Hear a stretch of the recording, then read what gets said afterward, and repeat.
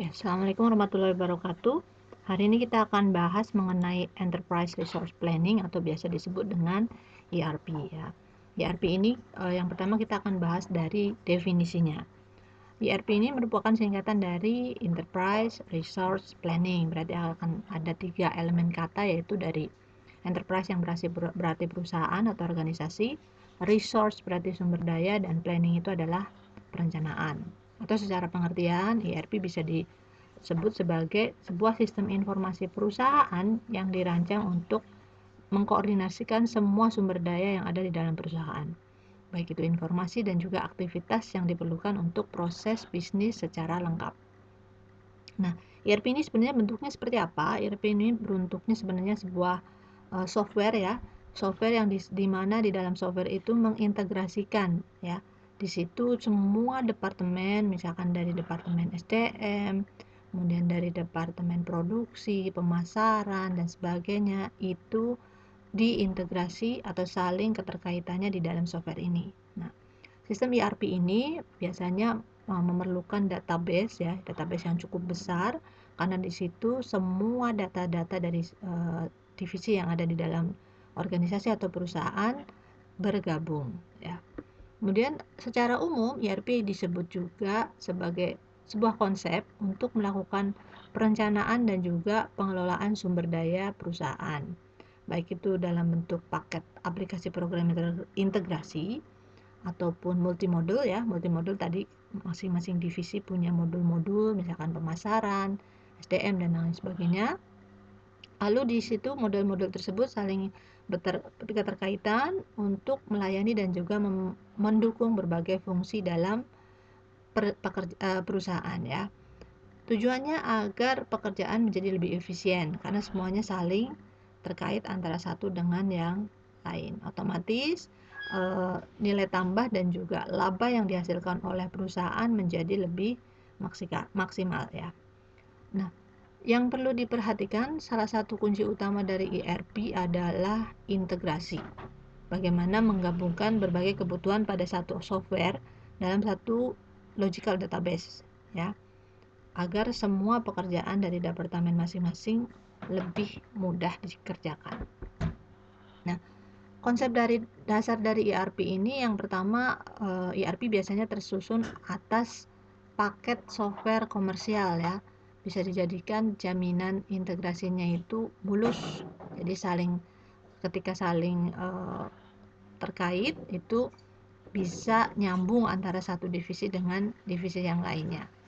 Kemudian konsep yang kedua, ERP ini merupakan paket sistem informasi yang bisa dikonfigurasikan, bisa diatur ya, bisa dicocokkan dengan beberapa basis informasi di dalam organisasi atau perusahaan. Kemudian satu basis data ya, konsepnya. Jadi aplikasi-aplikasi tersebut mengakses basis data yang sama. Lalu kemudian gambaran dari konsep ERP yang tadi dijelaskan adalah kurang lebih seperti ini ya. Di sini misalkan satu database tadi, database ini akan diakses misalkan oleh customer bisa melakukan pembelian, kemudian juga kita bisa melakukan penjualan ya, kemudian juga bisa misalkan after buying ya, service misalnya. Kemudian juga dari segi suppliernya kita bisa melakukan inventory management, apakah bahan bakunya masih ada atau tidak gitu. Kalau tidak ada berarti kita harus melakukan pemesanan ulang ya.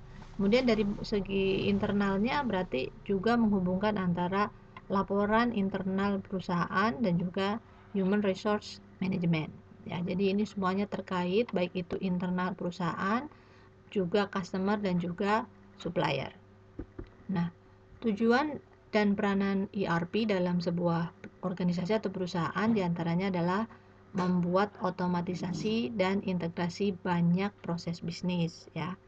Kemudian yang kedua, membagi database yang umum dan juga praktek bisnis melalui enterprise. Kemudian yang ketiga, menghasilkan informasi yang real time ya, jadi kita bisa ambil laporan yang memang sedang berjalan ataupun yang sebelumnya. Yang keempat, memungkinkan perpaduan proses transaksi dan kegiatan perencanaan ya, baik itu misalkan ada dari supplier, dari customer ada pesanan, kita juga langsung bisa menyiapkan bahan baku dengan menghubungi supplier tadi ya. Jadi semuanya saling terkait. Nah, dalam klasifikasi sistem informasi di sini ada beberapa level ya. Untuk di top level itu biasanya manajemen memakai ACE atau Executive Information System. Di sini biasanya berisi sebuah sistem informasi yang digunakan untuk merancang sebuah perencanaan ataupun strategi. Di level menengah itu biasanya software yang digunakan disebut dengan Decision Support System. Nah, Decision Support System inilah biasanya tempat ERP itu dijalankan ya. Baru di level bawah itu biasanya sistem informasinya adalah level-level misalnya sales and marketing, production, human resource ya, itu dalam faktor teknis atau operasional itu biasanya masuk ke low level operasional atau low level sistem informasi. Ya, jadi ERP termasuk dalam sistem informasi mid level ya, atau taktikal di dalam sebuah perusahaan. Nah, kekuatan ERP itu tadi seperti yang Ibu bilang bahwa kuncinya adalah di integrasi. Bagaimana konsep ERP bisa dijalankan dengan baik, yaitu harus didukung dengan pasti aplikasinya yang profesional ya. Aplikasi dan kemudian juga kalau aplikasi profesional berarti infrastrukturnya juga harus memadai agar semuanya berjalan dengan lancar. Nah, kemudian aplikasi ERP ini dari awal mula pembentukannya atau pencetusnya itu mengalami evolusi ya. Yang pertama, pada awal ERP ini muncul itu hanya berdasarkan material requirement planning ya. Jadi dia hanya misalkan dalam softwarenya hanya memuat tentang bagaimana kebutuhan dalam perencanaan. Misalnya ketika sebuah perusahaan mau memproduksi sesuatu ya, memproduksi barang jadi, maka dia membutuhkan misalnya suplai bahan baku berapa banyak gitu ya. Kemudian yang kedua adalah tahap closed loop MRP. Di sini fungsinya tidak hanya terbatas pada MRP atau Material Requirement Planning, tapi sudah ada penyelesaian masalah prioritas dan juga rencana yang bisa diubah atau diganti jika diperlukan. Nah, di tahap yang ketiga, di evolusi yang sekarang, sudah masuk ke tahap yang sekarang itu sudah masuk ke Manufacturing Resource Planning ya. Jadi pengembangan dari closed loop tadi. Di closed loop sudah ada penyelesaian masalah, kemudian di tahap ketiga sudah dikembangkan lagi, sudah ada elemen perencanaan penjualan, operasi, dan juga keuangan dan simulasi analisis dari kebutuhan yang diperlukan. Oke. Kemudian yang di tahap 4 itu sudah menjadi Enterprise Resource Planning, di mana semuanya sudah saling terintegrasi. Nah, di tahap berikutnya nanti ada Extend ERP atau ERP tahap 2. Ini adalah perkembangan dari ERP yang diluncurkan tahun 2000 ya, serta lebih kompleks dari ERP yang sebelumnya. Jadi nanti akan lebih mengintegrasikan seluruh elemen atau divisi yang ada di dalam sebuah perusahaan. Oke. Ini adalah gambaran dari evolusi aplikasi ERP ya. Jadi pada awal kemunculannya sekitar 1960 itu masih berupa material requirement planning ya, jadi hanya merencanakan misalkan bahan bakunya butuh berapa dan sebagainya. Di tahun 1970-an softwarenya sudah mulai memberikan solusi ya, misalkan tadi kebutuhan barang segini berarti harus bisa dipenuhi melalui supplier yang mana saja misalnya. Dan 1980 sudah mulai terbentuk manufacturing resource planning ya, sudah lebih terintegrasi sampai dengan terbentuknya enterprise resource planning, dan sekarang sudah mulai extend ERP atau ERP tahap 2. Oke. Modul-modul standar yang ada dalam ERP ini biasanya seperti ini ya, kurang lebih. Ini yang biasa digunakan di dalam ERP. Yang pertama berupa modul keuangan ya. Keuangan ini biasanya menjalankan operasional setiap lembaga ya, ada beban biaya baik itu sewa gedung ya misalnya. Ini dicatat Di bagian yang kedua ada bagian logistik ya. Seperti kita ketahui bahwa di dalam ERP biasanya harus ada yang bagian atau pencatatan logistik ya. Bagaimana memproses pengadaan, penjualan, dan juga distribusi logistik yang digunakan oleh perusahaan. Lalu sumber daya manusia ini juga merupakan aset yang terbesar dalam sebuah perusahaan, perlu pengelolaan yang baik dan terukur. Nah, di sini juga harus dimasukkan ke dalam modul ERP. Dan yang berikutnya adalah business process support. Di sini setiap perusahaan pasti terkait dengan manajemen arus kerja dan juga solusi industri ya. Ini keduanya harus digunakan sebagai kendali atas setiap unit fungsi yang ada di dalam perusahaan. Dan kemudian modul yang berikutnya juga harus ada rantai pasokan ya atau supply chain management.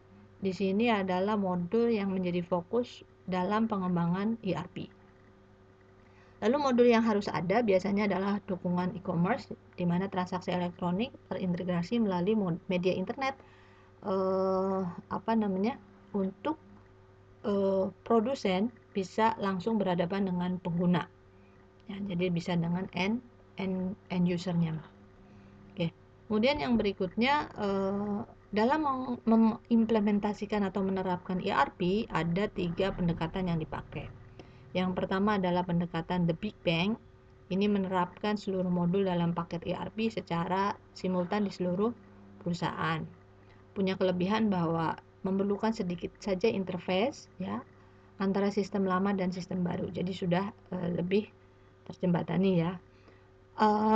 Efisien dari segi waktu dan hasilnya lebih optimal. Tapi kekurangannya biasanya implementasinya kompleks sehingga risiko kegagalannya tinggi. Kemudian yang kedua adalah step by step phase approach. Ini berarti implementasinya sedikit demi sedikit secara bertahap ya. Kelebihannya kompleksitasnya bisa lebih dikurangi karena kan bertahap ya. Kemudian jadi memungkinkan terjadinya perbaikan proyek yang akan datang. Kemudian ongkosnya tidak terlalu terbebani karena sedikit-sedikit aja. Kemudian kekurangannya waktunya pasti lama gitu karena kan tidak langsung sekaligus gitu. Dan bisa dirasakan pelan-pelan gitu, tidak langsung bisa terasa hasilnya. Dan pendekatan untuk implementasi yang terakhir adalah small bang atau pilot approach. Ini implementasi pada salah satu site atau fungsi perusahaan sebagai pilot project dan diteruskan ke fungsi atau site yang terkait ya. Biayanya relatif rendah dan juga kompleksitasnya berkurang. Jadi ini cukup ideal untuk penerapan implementasi pendekatan melalui small bang. Kekurangannya perlu banyak kustomisasi akibat adanya operasi spesifik antar site. Jadi beberapa misalkan sistem yang sudah ada perlu diperbarui lagi dengan kebutuhan yang baru. Kemudian kunci sukses dari ERP dari segi organisasi dan juga teknologi. Untuk dari segi organisasi perlu rencana strategis dan juga taktis. Ya, strategisnya berarti perlu dukungan manajemen siap dengan perubahan ya. Kemudian punya project scope atau cakupan project yang baik ya. Komposisi tim projectnya juga adalah orang-orang yang handal atau profesional ya. Kemudian bisa melibatkan usernya juga. Kemudian juga ada project championnya. Kemudian ada saling percaya di antara partner. Dari segi taktis atau teknisnya, staff dan konsultas yang perlu yang berdedikasi. Jadi benar-benar fokus pada pekerjaannya dan punya jadwal serta rencana yang terukur, punya training program yang cukup, dan punya pencegahan terhadap masalah, dan juga penggunaan konsultan yang berpengalaman. Dari segi teknologi, kita perlu menyiapkan strategi implementasi yang baik, hindari kustomisasi jika memang tidak diperlukan, dan cari versi dari ERP yang layak diterapkan di perusahaan. Kemudian dari segi taktisnya, konfigurasi software yang layak dan juga diperlukan pengetahuan tentang legacy system yang cukup ya. Jadi karena nanti berhubungan dengan hukum ya. Kemudian persepsi IT pada ERP di sini bagaimana kita mengukur value dari investasi. Namanya investasi IT ya, IT atau itu pasti tidak murah ya atau tidak sedikit. Nah, kalau dilihat sebagai biaya, maka bisa dibilang kita akan menganggap bahwa oh ini nggak menguntungkan gitu, terlalu mahal misalnya. Tapi kalau sebagai aset ini kan bisa untuk penerapan jangka panjang yang otomatis bisa menghemat biaya-biaya di masa depan. Nah, kalau dari segi seberapa penting IT, ya pasti dari segi biaya tidak relevan dalam bisnis misalnya ya. Tapi kalau kita pandang sebagai aset, maka itu sangat penting. Kemudian apa visi CEO mengenai peran IT?